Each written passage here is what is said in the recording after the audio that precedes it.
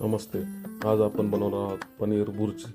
त्यासाठी लागणार आहे पावशेर पनीर, 4 हिरव्या मिरच्या, थोडीशी बारीक चिरलेली कोथिंबीर, 2 मीडियम साईजचे टोमॅटो बारीक चिरलेले, 1 ते 1.5 चमचे आपल्याला अद्रक लसूण पेस्ट आणि कढीपत्ता आणि बारीक चिरलेले 4 कांदे अशा पद्धतीने घ्यायचे. आणि मसाला लागणार आहे हळद, लाल मिरची पावडर, धना पावडर, गरम मसाला आणि किचन किंग.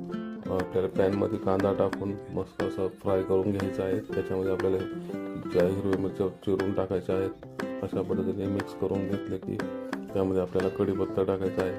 कढीपत्ता त्यात चांगला असा मिक्स करून झाला की त्यामध्ये आपल्याला हे टाकायचं, जिरे टाकायचे आहे. जिरे टाकल्याच्यानंतर चांगले परतून घेऊन आपल्याला ते चांगलं तेल सुटेपर्यंत सर्व साहित्य असं परतून घ्यायचं आहे. नंतर अद्रक लसूण पेस्ट टाकायची आहे.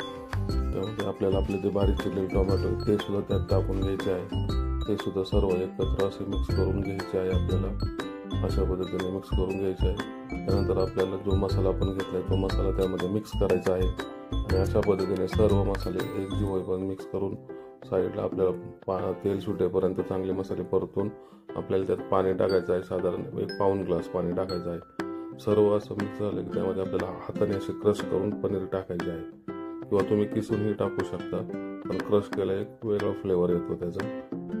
अशा पद्धतीने सर्व आपल्याला क्रश करून त्यामध्ये टाकायचं आहे. त्यानंतर त्यामध्ये बारीक चिरलेली जी कोथिंबीर आहे ती वरून टाकून घ्यायची आहे.